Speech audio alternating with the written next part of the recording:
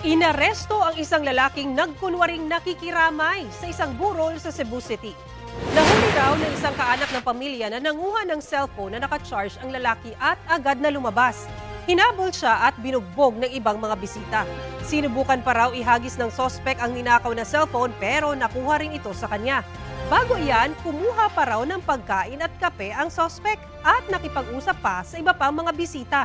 Sabi ng security guard ng punerarya, dati nang nakapaskil ang larawan ng lalaki roon dahil din sa pananalisik. Nagdesisyon ang pamilya na hindi na sampahan ng reklamo ang sospek.